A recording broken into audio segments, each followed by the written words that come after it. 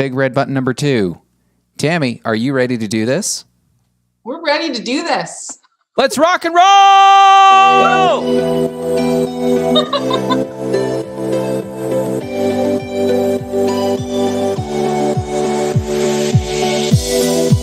Love the music.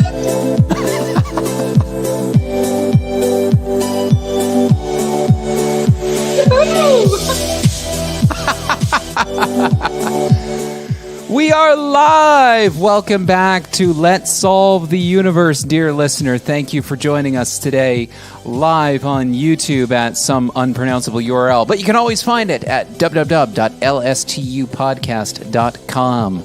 I'm Elias Perunin. Thank you so much for joining us. Joining me today on the show is the one and only Tammy Vallieres, author of the Grow Your Hero program. She is a teacher. In fact, she's not just any teacher. She is a hero intelligence teacher. Tammy, welcome to the show. Hero intelligence, grow your hero. Oh, yeah, man. So awesome. And you've even got those superhero caricatures too. We do. I've got my own little superhero character right over here, and there's Michael. And this is the Grow Your Hero program. Yeah, so it's so much fun. We have to have our own avatar, right? Oh, of course. I'm jealous of Michael because you got him all the chiseled abs and the chest and everything, and I'm like, I need one of those. That's right. I said to Michael, if you're going to do this program together, you need your own superhero character. You need your own avatar. So he was all for it. And then he's like, this is so much fun. I said, the whole world needs one, right? I bet he's having fun with that, with attaching that one to all his email to, his kids' school. I bet he's having fun with it. Oh, I know he is. Yeah, he's loving it. He's like, thank you so much. This was so much fun. And we got them done actually for all the youth heroes across Canada when we launched Awaken Your Inner Hero. And so that's how it would initiate the avatars.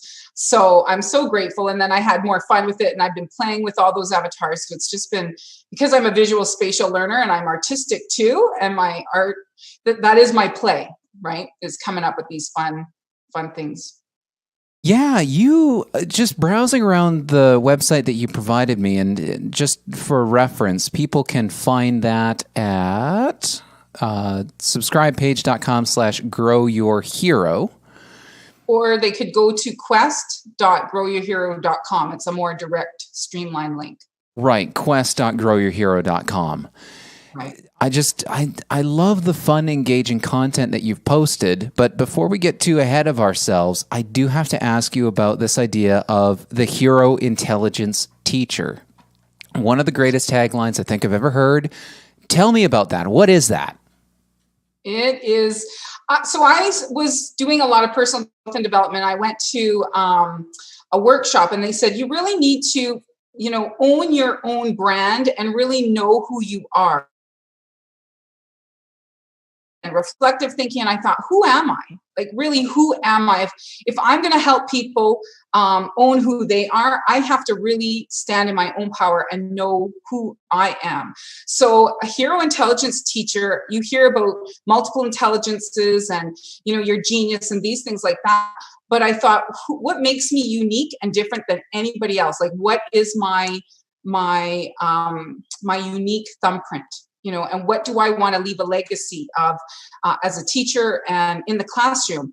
And I thought, what I'm really good at and what makes me different than anybody else in the world and better at, because again, what do you do better than anybody else in the world, and then own that, is I truly believe there is a hero in every single person.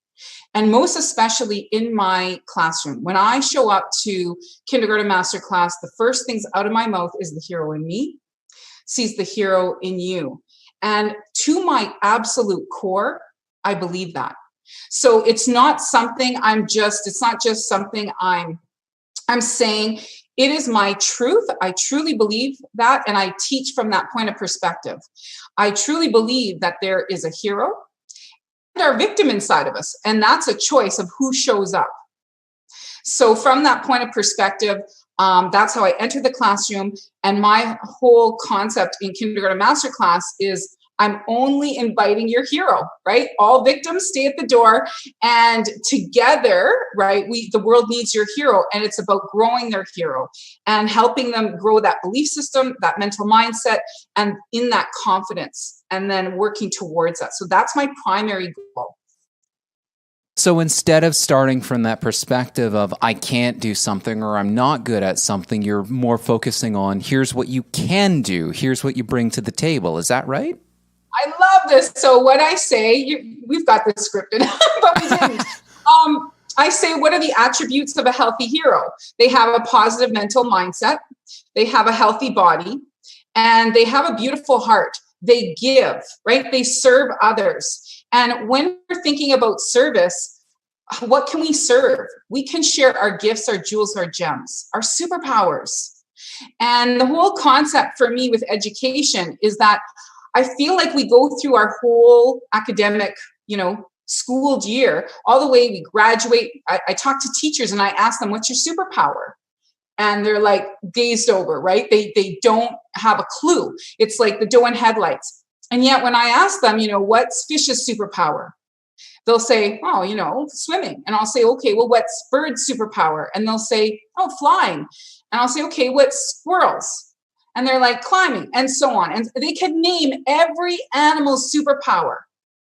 And in a habitat, study in school, if you didn't know that, you would get a failing grade. How do we make it all the way through school and all the way through our life, and we don't know our superpower? And I mean, quick. We should all know that question in an instant. Otherwise, we have not been educated properly, right? Well, we end up, at least this was my experience going through school, I feel like I went through school for a long time and I knew what my victim was. Right. I knew what that perspective was, like growing up with being diagnosed with cerebral palsy. I mean, nowadays it'd probably be diagnosed with some sort of general neurological disorder. But growing up with that, being told, here's the 10 things in life that you definitely won't do, so never mind those. So, I feel like sometimes it's easy for us to go through school and from that perspective, learn what your victim is. But yeah, you never really get in touch with, it's like, what are you good at? What are your strengths? What's your inner hero? How do we focus on that? And let's go dive deep, right? Yeah. You need to dive deep to find those real jewels and gems. If you think about mining, right, you go deep. And if we're just on the surface level, we don't ever really know our worth, our value, and that's directly connected to mental health, bullying, all the social and emotional issues that are happening in school. Because what are the two main issues? I talked about this on a Rogers television interview. What are the two biggest issues in school? Bullying and mental health. And to me, we know this, children who love themselves don't hurt themselves or others. So it all comes down to self-awareness, self-worth, self-love. That's the key. It's the doorway in. And that's where we need to start. And that's the foundation piece of what we should be cultivating in education. I feel like you're turning education a little bit on its head here, because the sorts of ideas here, this idea of self-love, the inner awareness, those are usually ideas that I feel like are talked about in, like, the home is responsible for that, and the school system is responsible for just cramming knowledge into your head and making sure that you're able to, I don't know, go to enter the workforce or get to college or university. But this is a real different way of looking at things. How did you stumble upon this? Did you actively, I mean, you've gone to these different workshops, but like, how did this, I'm guessing this didn't just, pop out of your head one day and you had all the answers. How did you get to this point? Well, that's an interesting story. And that was my wake up moment. So like you, I struggled through the school system really to know my worth and value. So that was the key thing. I didn't think I was smart. I shared with you, I'm dyslexic. I have a form of, I'm on the spectrum of dyslexia. And so I struggled in school and I was labeled as learning disabled, but I was also young entering school. I was still 3.5. So I was a year behind on top of learning different, right? Big picture learner. And I learned the big picture and then the details. So I went through my whole system knowing what I wasn't good at and not feeling good at and my genius wasn't taught in school. I went to college and discovered my genius. My superpower was psychology. So I took an elective course, stumbled into psychology, and was at 98%. And I had my prof ask me if I could tutor because she's like, "You're brilliant." I'm like, I think you've got me mixed up with someone. I'm not smart. Don't you know this? Like my belief system was really grounded there. And so I started to realize that we all have a superpower. And I started to love the quote by Einstein, right? If you judge a fish by its ability to climb a tree, it will believe it's stupid its whole life, right? That was me. I believed that.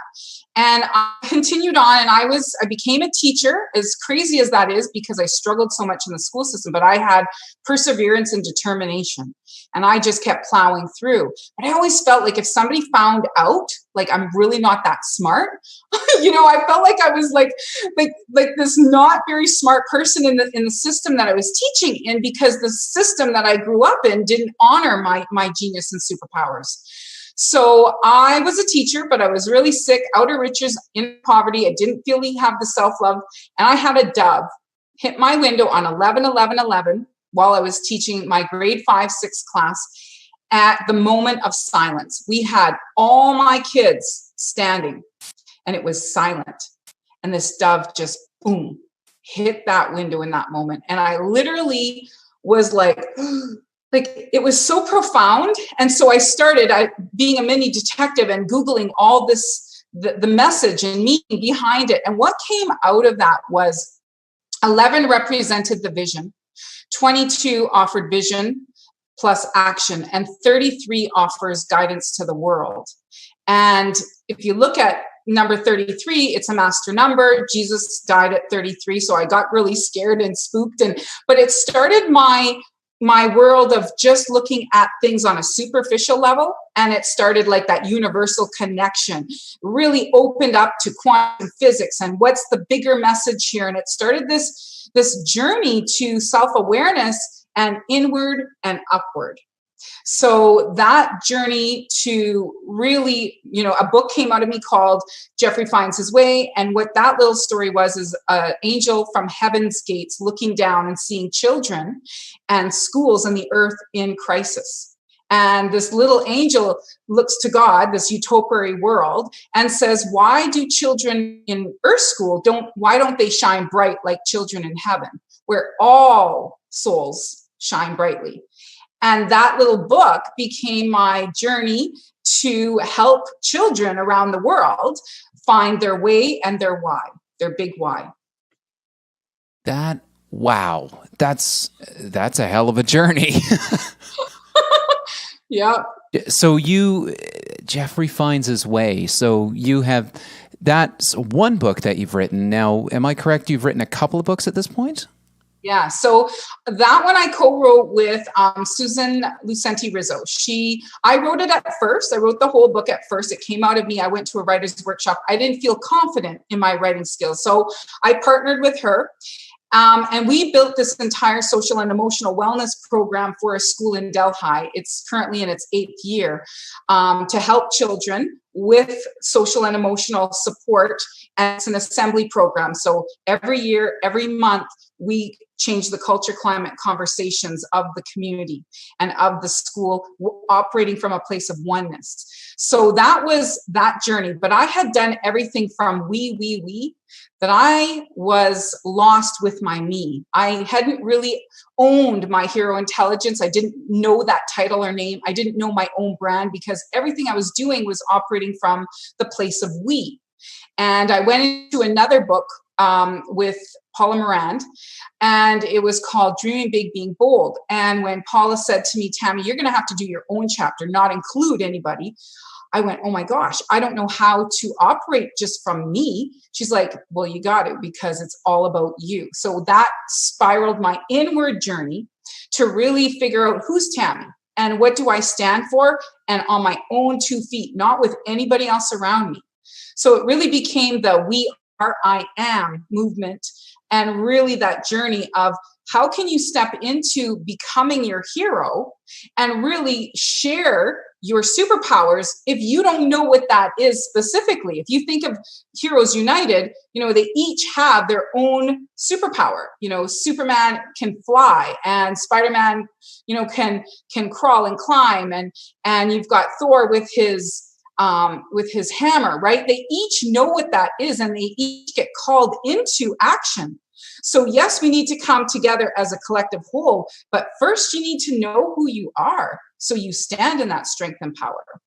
And then the last book was Awaken Your Inner Hero, featuring 50 kid heroes across Canada, and helping them really leverage and help other kids realize their superpowers and become a part of that journey of awakening. And some kids were full on their way, and some kids were just beginning to awaken.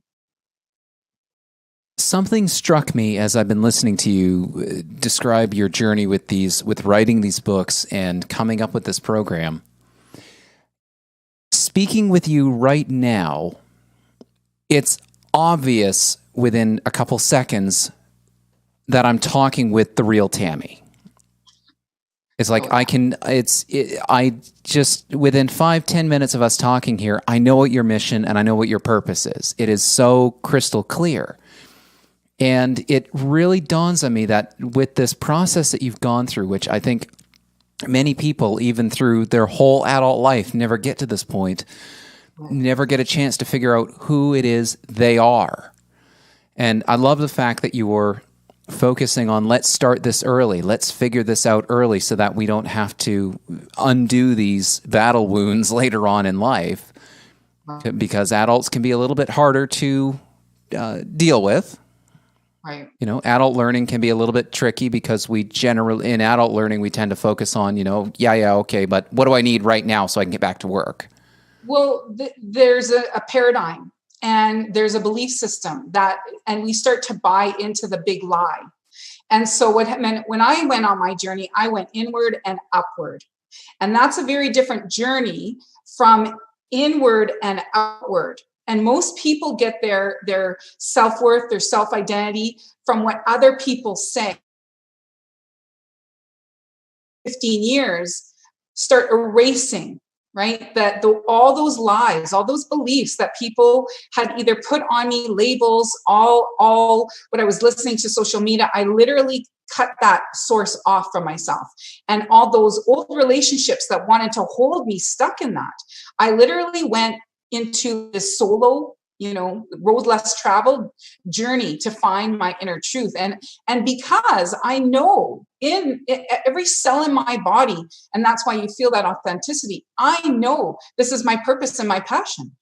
You couldn't, like a dog with a bone, you could not get this out of me, get it away from me. It is why I was born, to come here and to help people find their way and their why. So again, my journey and my awakening has created the pathway, the program, and the compass points to help other people find their way. But I had to live that first through myself. It didn't come in it came out of me, not through me trying to figure out, like, mastermind.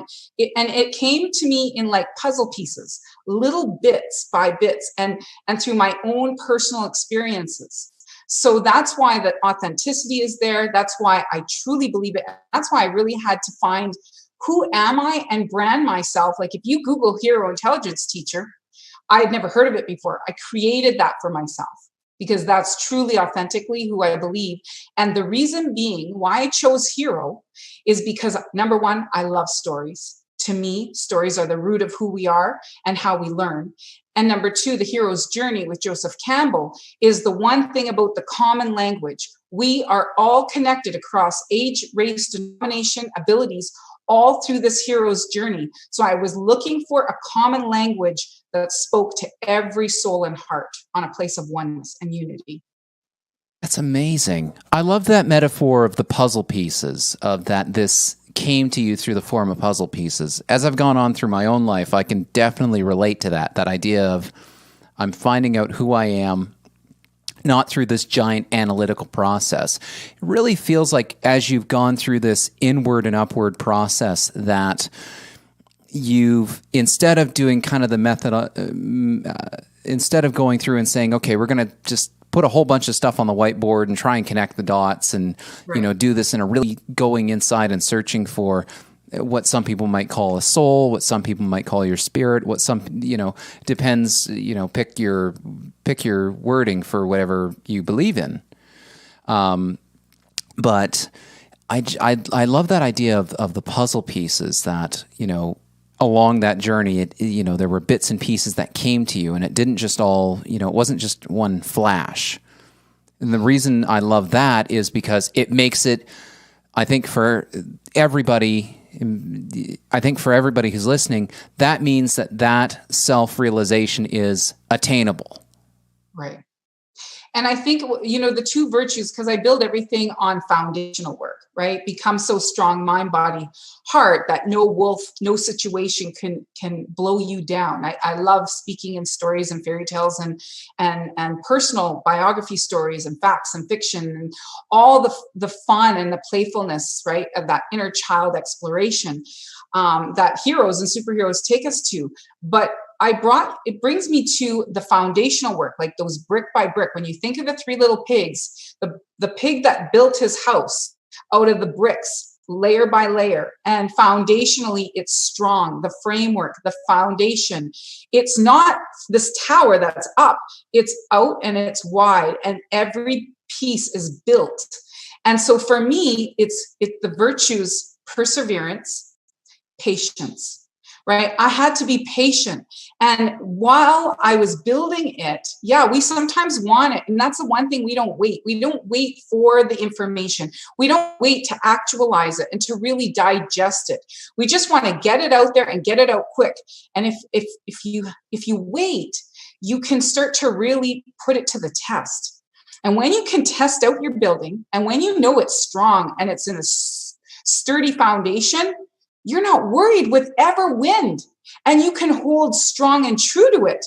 But if you build it too quick and you haven't really tested out the waters or through the 4 seasons of your life, and you really haven't actualized it, you can't speak with such conviction, and people will know the truth. They know truth when they hear it.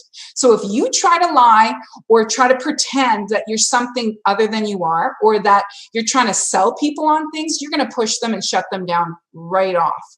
People know the truth. And for me, I was no different. I wanted to get it up and running, and I used to feel frustrated, like, how come nobody's listening? But it was because true. I hadn't really stepped in and owned my power, my brilliance. I didn't have the wisdom and the confidence in myself to really promote the program and really have all those pieces. It's like trying to sell a puzzle that you have all these missing pieces and you don't have the clarity yet. For me now, I can own it and I can fully embrace it and I can share it at a level where I'm not trying to sell on any level. I'm just trying to share my story. You're sharing. And help them. Yeah, that's the key difference. You're owning it and embracing it and sharing it. It comes from a really genuine place. I love that quote of how come nobody is listening. I've felt that way so many times in my own life, trying to do all sorts of different things. And I want to take you just back to this idea of waiting versus putting it out there to try and figure out what it is you're putting out to the world. There's in the realm that I play in, which is software development, we're always under pressure to get, content out there as fast as we can. And I mean, nowadays it's, become a lot more acceptable to say, let's, instead of building things taking 6 months or a year to build a software product, you do 2 weeks and then you put something out and then you have a release next week and the week after. So you're continually building and iterating and releasing. How do you... It pushes you to your head versus your heart too, right? And sometimes before the readiness is there. Because what I was about to ask is how do you how do you balance out that putting it out there versus the weight? It's become, here's the thing, there has been no pressure for me. Number one, I get all of my guidance intuitively. This program has come to me probably 3:00 in the morning. Almost everything would purge out of me, and I would write it like it was like I puked all over a page. It was, and I wasn't getting any sleep. It was like a newborn baby for 10 years. And I had to trust the process that it's not coming from me, it's coming through me, that I'm basically the messenger.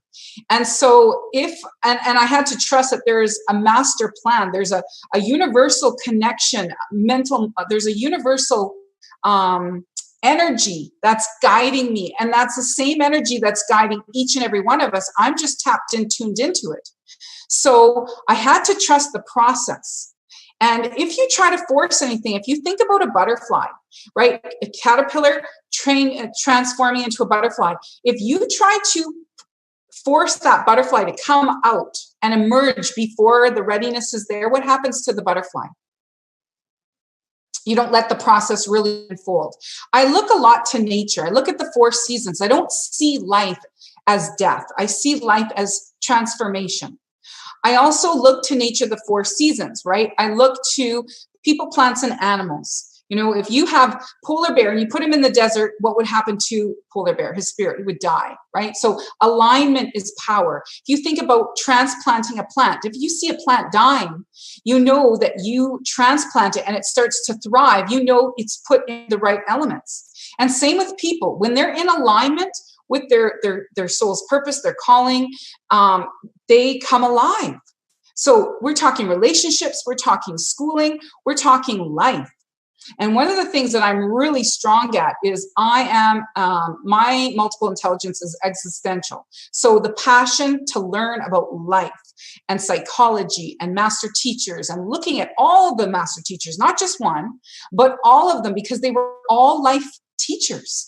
You think about sports, you don't just look to one Olympic champion from one country and you think, well, I can't learn from any other, amazing runners from any other part of the world. I can only look for my country.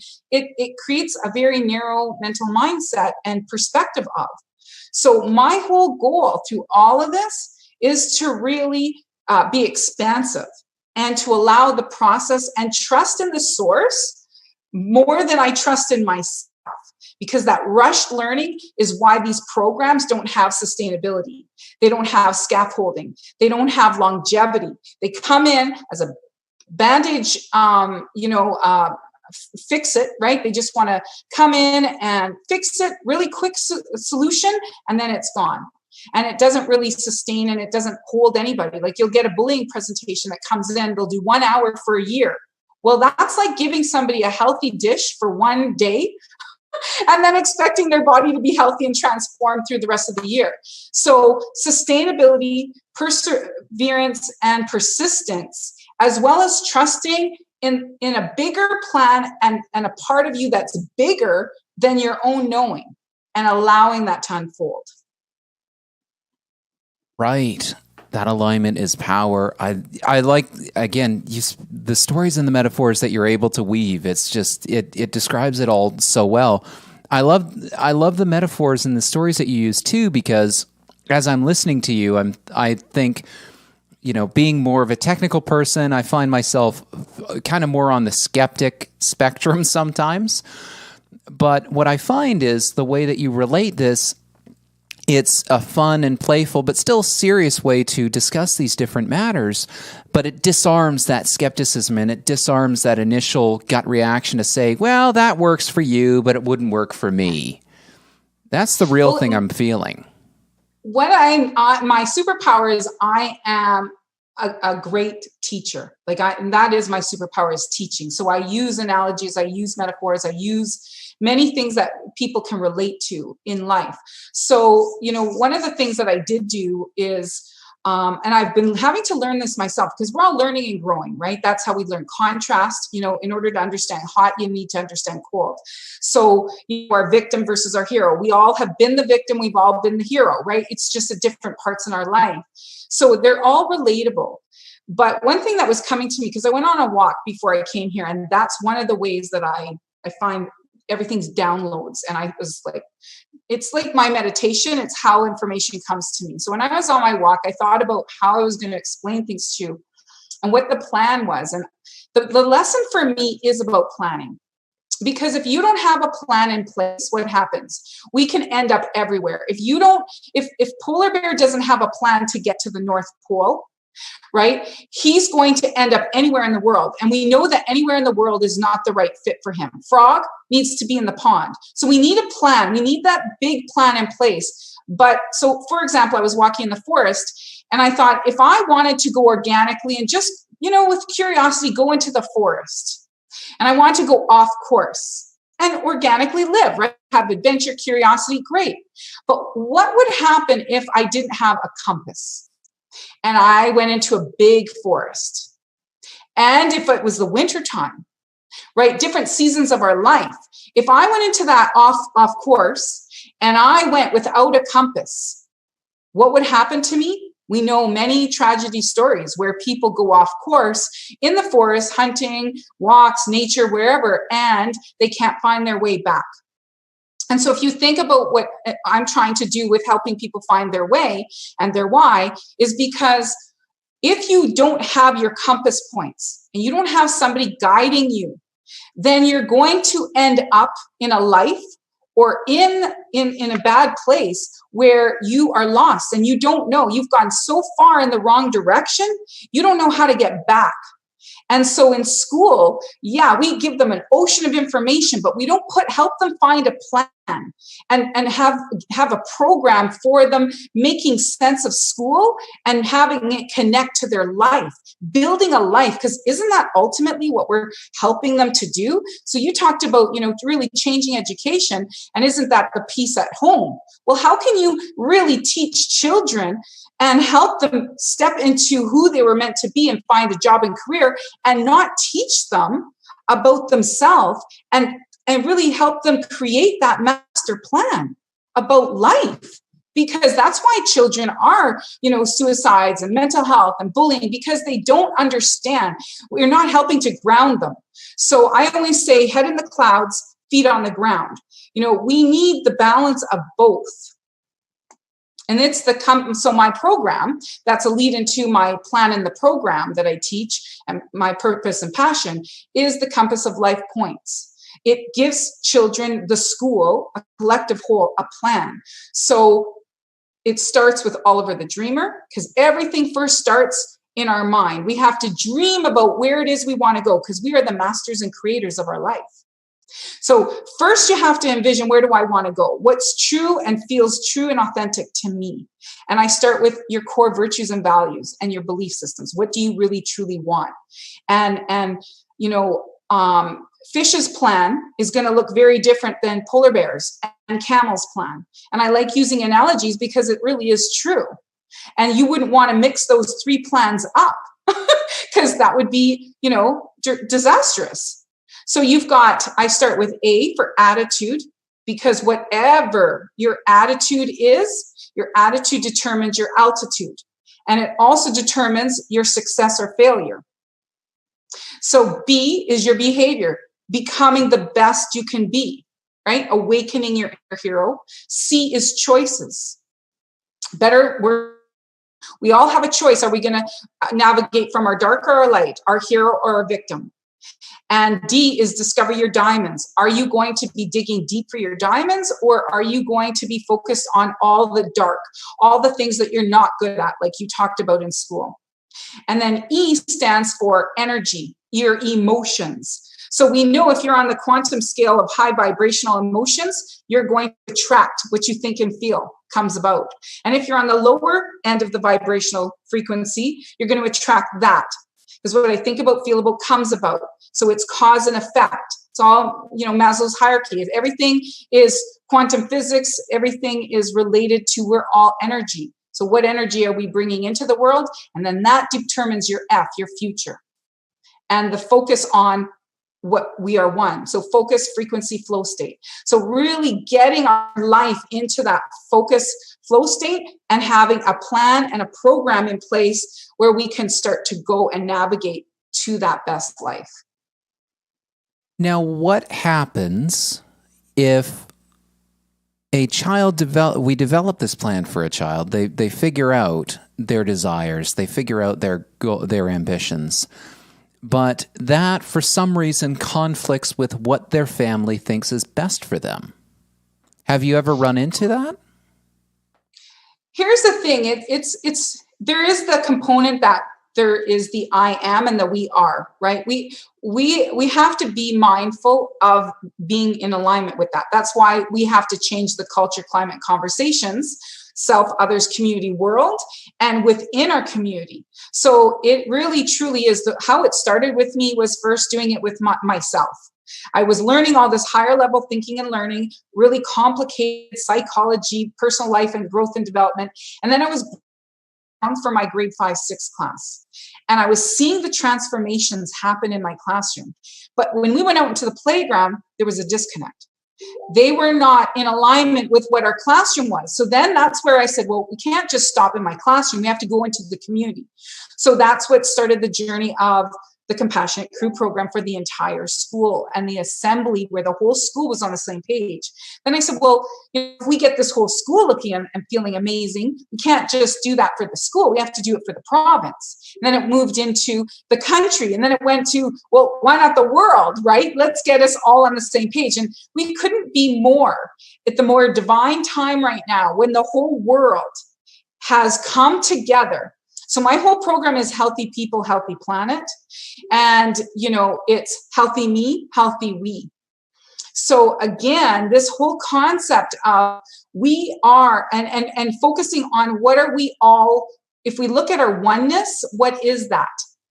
One human race, one planet, people, plants, animals, we are all interconnected. Air, earth, water, fire is the sun energy. So and right now this virus has brought us more together with that global goal in mind to actually shift and awaken this point of perspective. I said, there's over 7 billion people on the planet. Imagine if we just did one thing at one time together, like all of us go and pick up garbage, 7 billion pieces of garbage in an instant like that.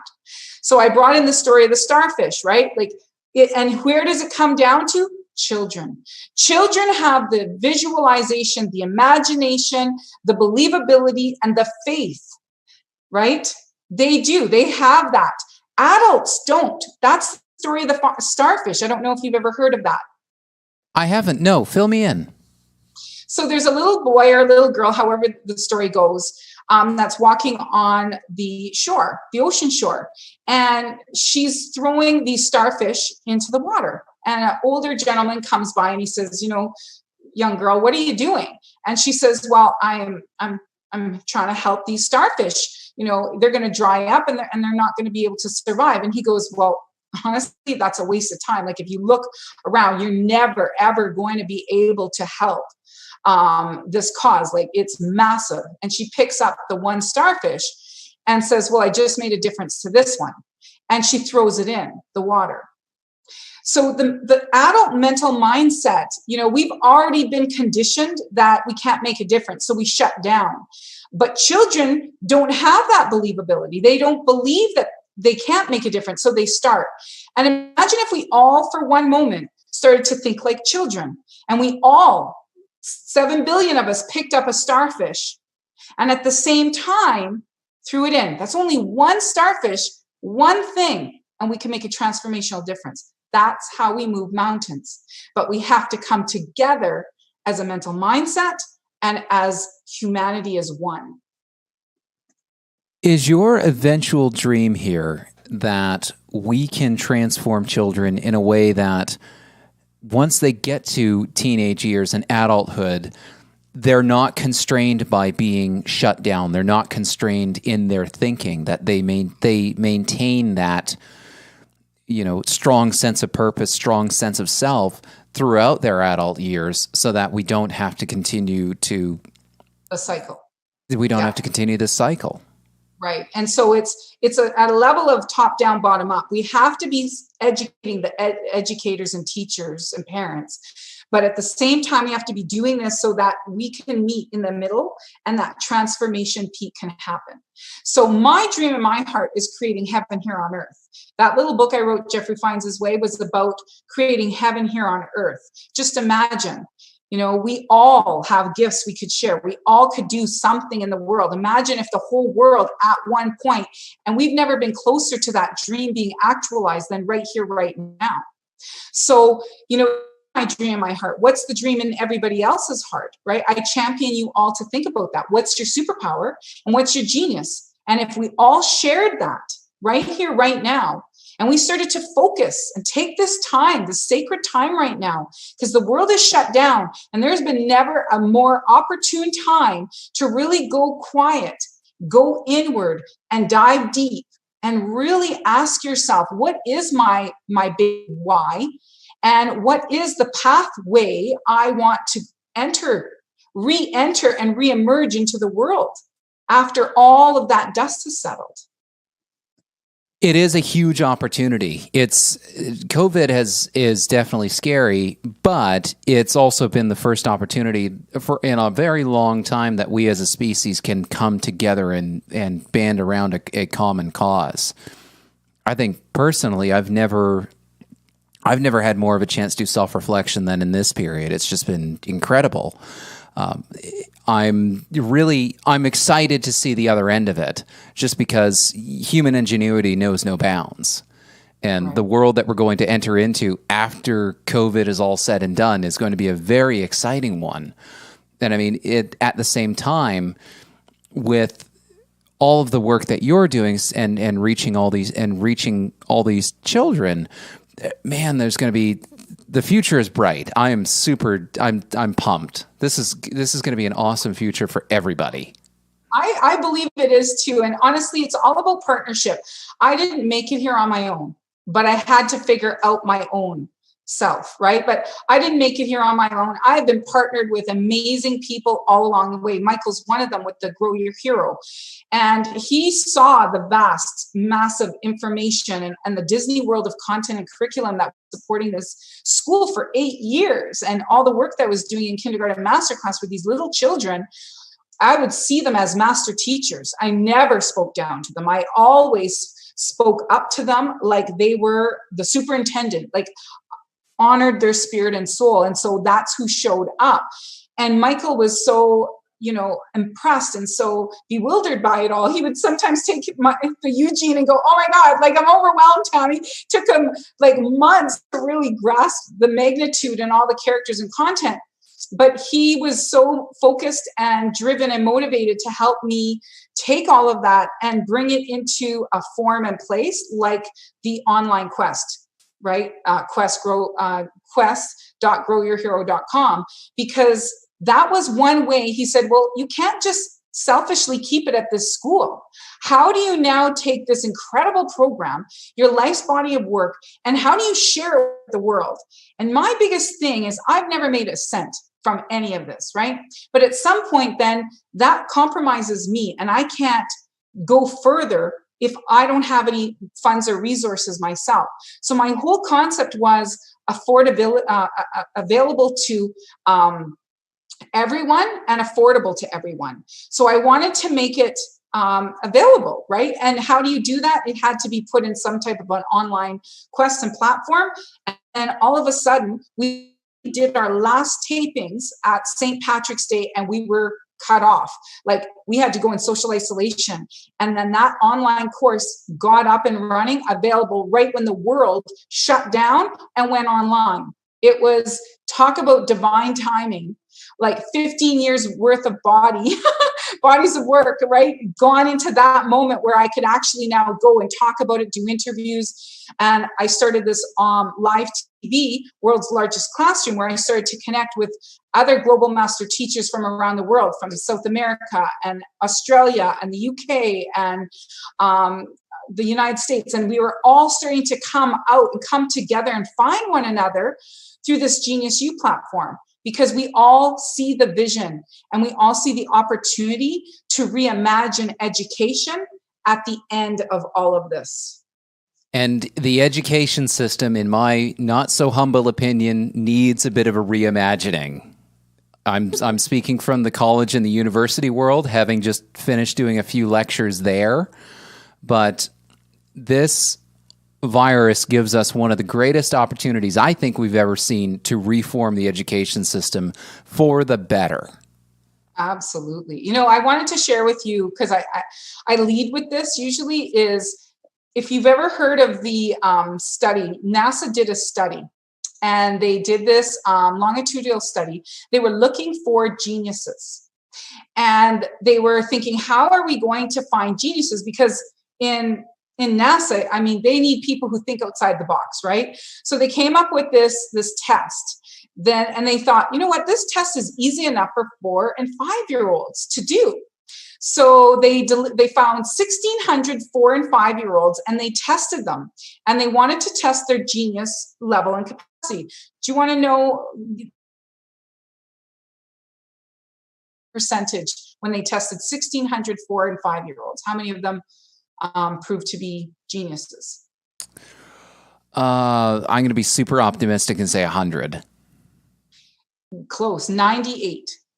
Holy. So 98% of 4 and 5-year-olds showed up as genius level. When they tested them at age 10, what do you think those results were? Do you think they were the same or they dropped? At 10 years old? Yes. I'm going to guess they took a bit of a drop and go down to maybe 75. So no, they good guess. But again, now they've been schooled, right? They're 10 years old, drop down to 30% genius. Whoa. This is the same 1,600 children. So at 4 and 5, they were at 98.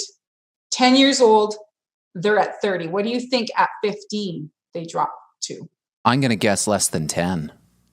So 12. And by age 30, 2%. Whoa. That same study. George Land said it was the most important and powerful study he has ever done to date in NASA. So this is NASA. This is a longitudinal study. And this is testing what happens when they go through life and through school. And so I had Dr. Lance on my show. He is the top of the tree. You can't get better, higher schooling and more letters and credentials behind his name than him. And he said, the difference between schooling and education is massive.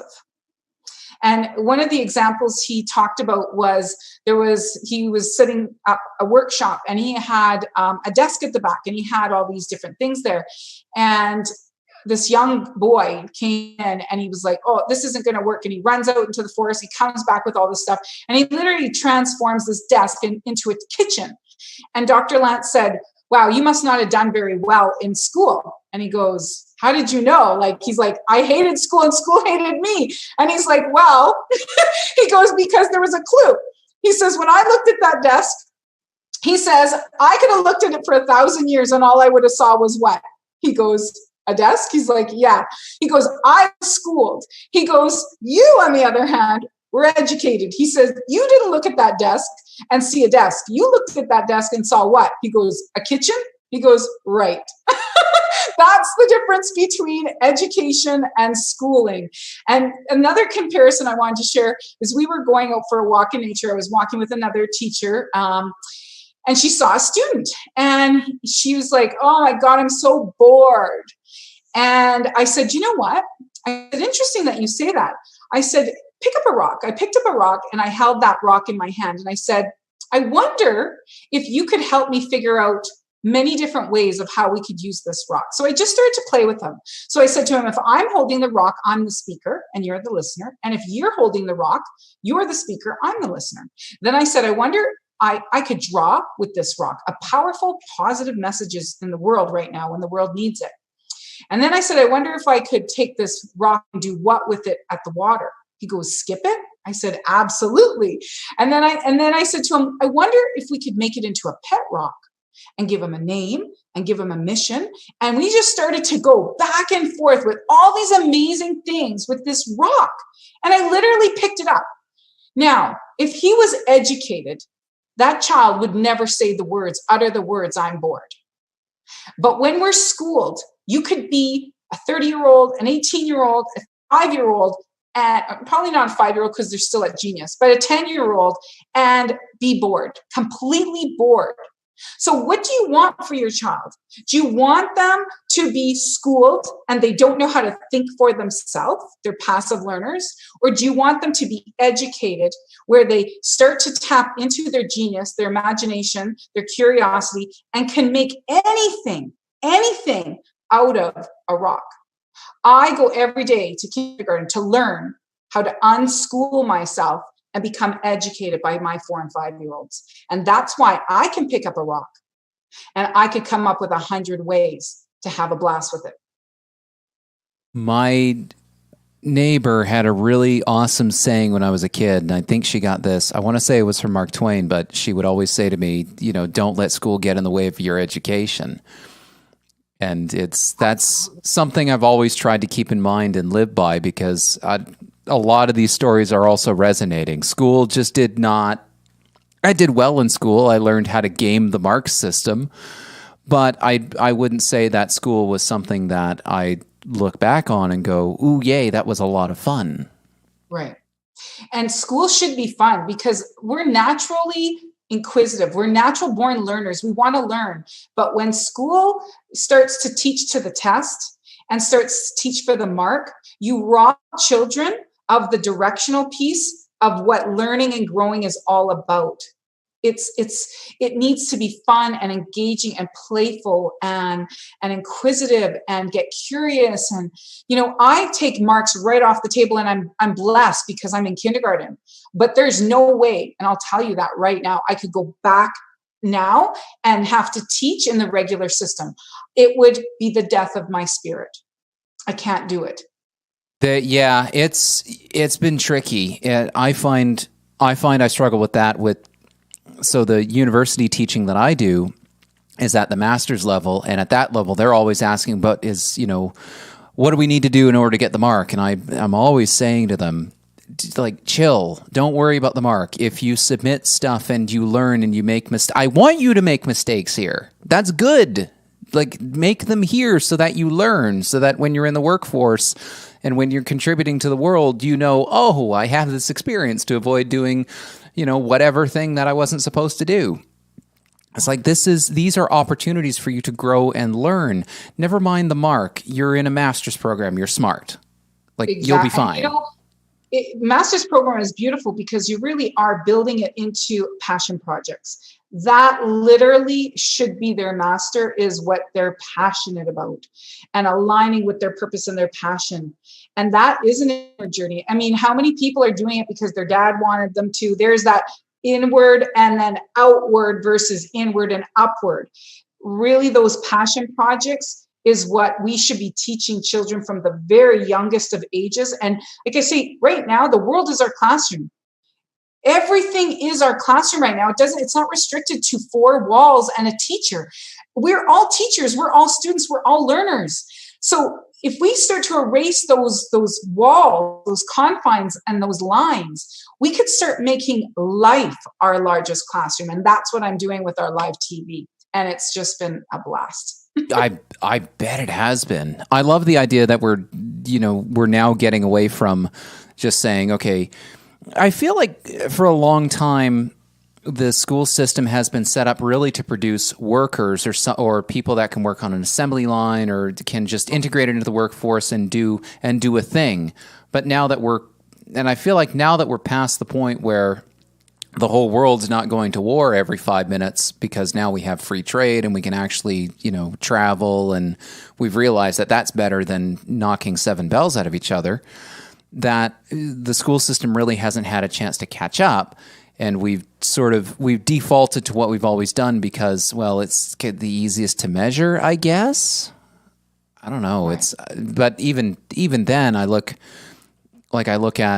go back to when I'm marking my master's students' papers and assignments, and I've said I've not made a secret about this to my students, and I'll publicly say it. It's, if I get 8 different submissions from 8 different groups, that's not an apples to apples comparison ever, even if it's the same content. I'll give them the same general data to start with, like to set the stage. I'm saying, here's some data, do an analysis of it. You would think that with one set of data, there would be one interpretation, right? I get 8 different interpretations. I get 8 different ways that this paper was done. It's not an apples to apples comparison. So why are we assigning a grade in the first place? Absolutely. And what grade does is, I talked about, many stories, but to me, what happens is when you start giving a grade, you lose the intrinsic. It becomes external versus internal. And it becomes I have to versus I want to. And right off of that, you start to lose your way in your motivation, your inspiration. And so we literally fog children over, and they stop learning and tapping into that intrinsic navigational system, which is extremely dangerous, because we tune ourselves out and we start listening to everybody else. And that's how we lose our spirit. We lose our nectar, our zest for life. It's how we lose our passion, and we start to become robotic. We become passive learners instead of active, engaged teachers and students of life, right? And the way we learn is by teaching. So one of the things I always say in my kindergarten classroom, we are all students and we are all teachers. Because here's what I know. You tell me and I forget. You show me and I remember. I understand. So stories, children will remain, or all of us, people remember stories up to 90 to 95%. Facts, they forget. They will remember facts 5 to 10%. If they're a passive learner and they're the listener and they're the student, they will remember 5 to 10%. But if they're the teacher, they remember 90 to 95%. So how are you going to teach them something? So they're the student first. But if you really truly want them to learn it, they have to then interpret it, develop it, own it, and then deliver it.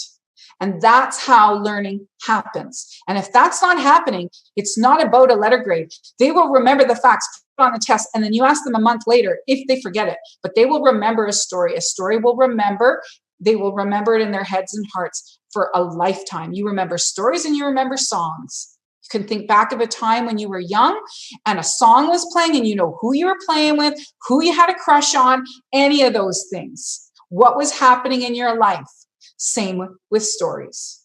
So if you're not teaching with stories and allowing them to teach others, you massively impacting the learning and the success in the classroom. I also, expanding on that too, it also strikes me that when we apply so much emphasis on that letter grade or that numeric grade, whatever the grade is, we say that that's implicitly tied to this idea that in order to get that grade, you have to get the right answer. That right. This is your one. I remember just being on so many tests and assignments and whatnot and just saying, oh, crap, I need to, if I get this wrong, I'm a failure. I don't know what I'm doing. And you sort of lose your way in that way too, because you don't have that opportunity to make mistakes. You don't have that opportunity to, do something maybe the complete incorrect way and find out, oh, there's a better way to do it. How do My concern with that too, Elias, is because here's the problem too. I'm dyslexic, so I could think of 15 different ways to answer that. So what happens is when you're looking for a factor, one point of perspective, I could get it wrong on the test because I was thinking of all those other ways and I didn't get that one way, that obvious linear organized goal learning style would come up with, because my brain will think of many different ways, not the traditional or the typical way, but my brain, because I am a big picture learner, thinks of all the different ways. So those multiple choices I did poorly on.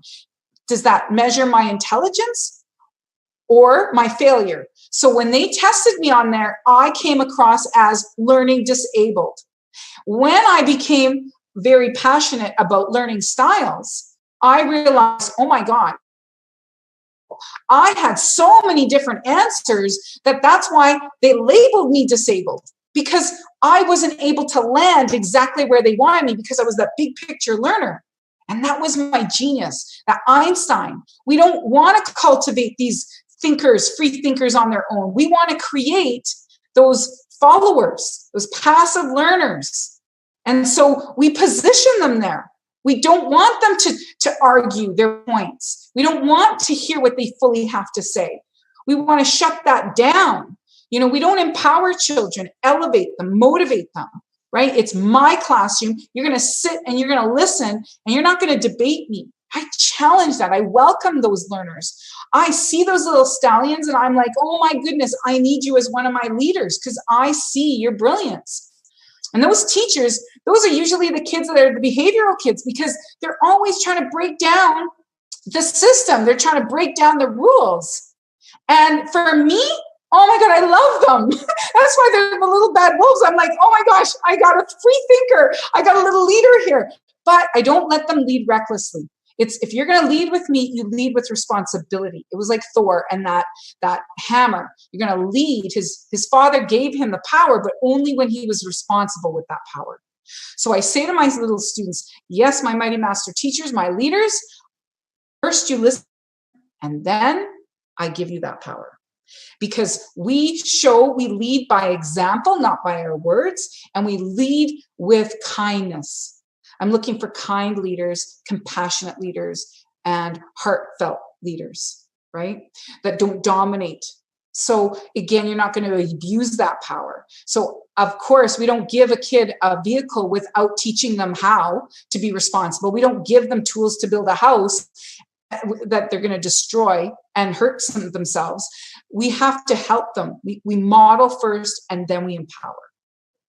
So really, we're guiding them on their journey. We're helping them figure out how to be those leaders, how to be good independent thinkers. It's not our job to hammer information into their heads. It's our job to really help guide their education, not be the ones that just say, "Here, memorize some facts and regurgitate it on the test." And how to think for themselves. Look at what happened with Hitler, right? We just followed the leader, but were we really following our moral compass? And there was a massive amount of people that could have overtaken him, but they just blindly followed. There's been so many different ways where when you don't have people who know how to stand up for what's right versus wrong, and there's a powerful leader in place that's not leading well with virtues or values or the compassion for the world, for humanity, then that's not the right leader. Why do we follow? We do because we've been trained how to be quiet and shut down and just follow and not think for ourselves. Just follow the leader, even if we're following the herd off the cliff. And that's not what we want. In children and educating, that's the difference between education and schooling again. Right. So cultivating these leaders, I really love that idea, and cultivate and helping them to lead responsibly. Right. That's a key factor, because in thinking back to my own school experience and a lot of the kids that had behavioral problems, they were all, like, looking back on them, they all had that thinking outside the box capability, and just had that opportunity to say, you know what, let's go to the root cause here. What's actually going on? Because 10 times out of 10, that was always a symptom of something else. There's something else at play here that we really need to get down to. And it's because you think, you and I are both psychology people. I mean, I'm more computer science. I dabble in psychology a little bit, economics, but we do something either to get some reward or to avoid some sort of punishment. We never do something just because whatever. Right. So So it's what's the root cause? What's going on? What is driving that behavior? Absolutely. And honestly, that again, that's if you start to follow it all the way down, we all want to be good. We all want to, share our gifts. It's what happens that starts to dim our light, right? That starts to, rob us of our confidence and our inner belief. But it's all those outside voices. It's all the media. It's all the teachers. It's the letter grades.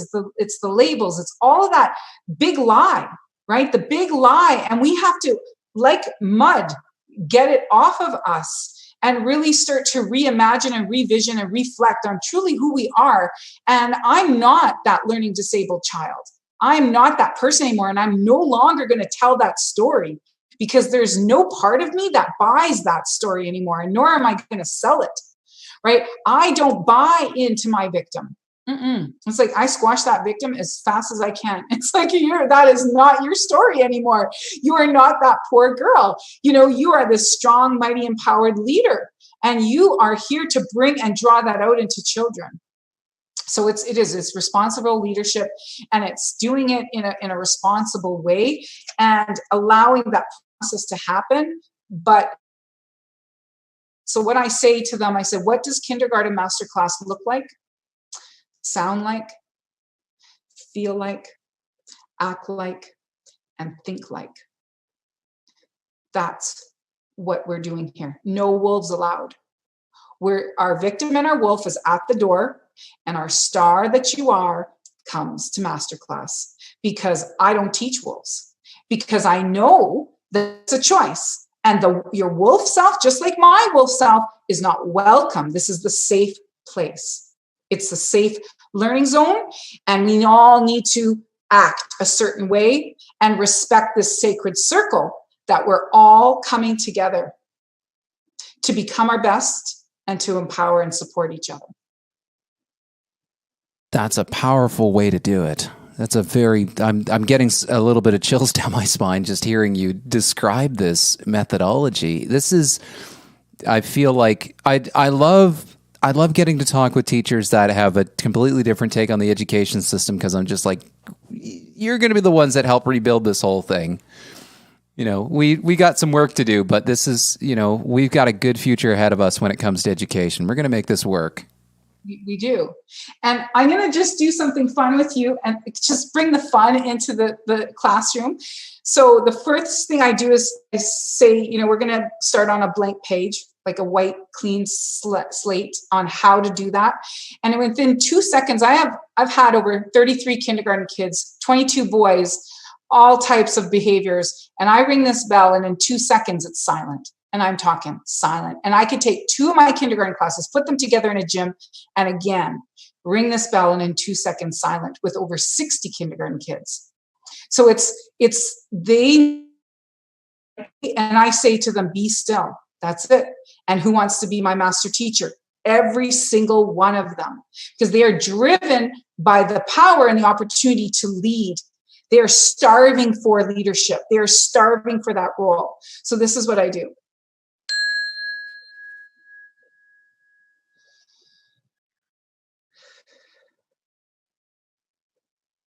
And I ground them.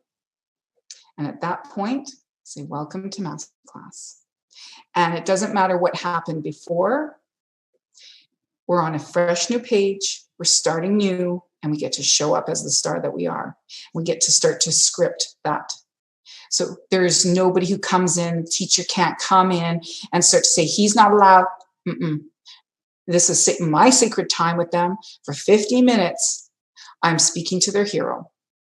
And then I do something like this. I pick a card, and I always say, start with our I am message. The card doesn't pick, I don't pick the card picks us. And if you see there's a card that's obviously jumped out, right?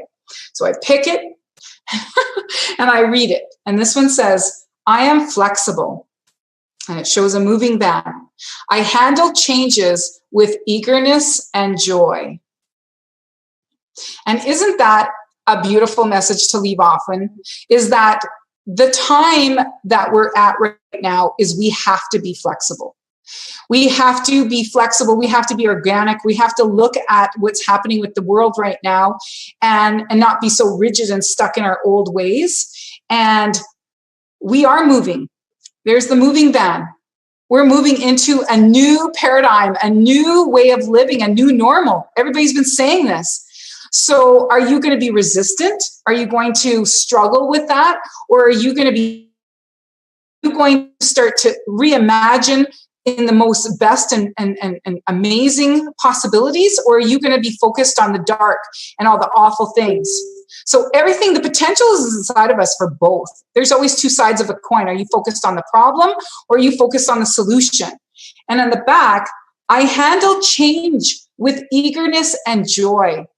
Now, shouldn't that be our mantra moving forward?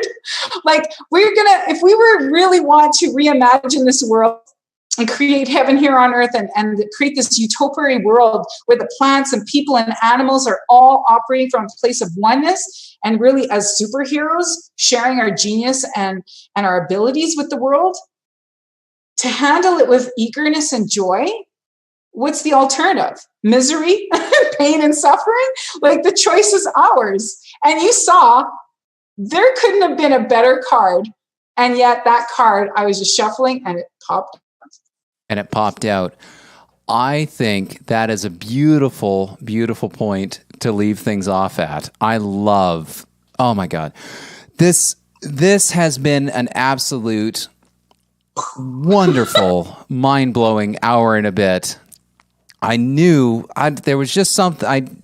When Michael meets somebody and I hear all about them, I know that he's met somebody good. This has been an incredible conversation, Tammy. Thank you so much. Thank you. If people want to find out more about what you are doing, where should they go on the internets? So I'm on Facebook, Tammy Vallieres, or Tammy V, like Gary V. I've got the hero-intelligence.com. I've got the quest.growyourhero.com. So that's basically, or they can contact you if they want to reach out to me. But literally right now, I'm just letting my life like a a feather in the wind. I've just been blowing all over the place, trying to figure out where to land. And really support people who want to get behind children, like homeschooling. Everybody's really homeschooling right now. So ultimately, teachers, educators, I train teachers, parents, and children to literally grow their miraculous minds, bodies, and hearts so they can go out into the world and help make the world a better place. And ultimately, that is my dream in my heart that I've locked into, and I will never, let go of that. I've been on that quest for 15 years and I'm not, it's only getting higher and stronger with momentum. So this has been an honor to be interviewed by you. You're an amazing, host and navigating this. And the space to do this with the clarity and how you helped me to really shine this out so we could get the conversation into the world was really powerful. So thank you for having me. Michael. It's been an absolute pleasure to have you on. Thank you so much for sharing this with us. I will make sure that all those links are in the show notes. So, dear listener, definitely check out the show notes. The video description on YouTube will also be updated with those links. Wow. We're going to have to talk again sometime soon, Tammy. We're like kindred soulmates now, right? Like we're like friends for life. Or something like that. You can't go this deep in a conversation and not feel like you just met a new and great friend. I know. Thank you so much. Thank you. And we'll talk to you, dear listener, next time on Let's Solve the Universe. Bye, y'all. Love you.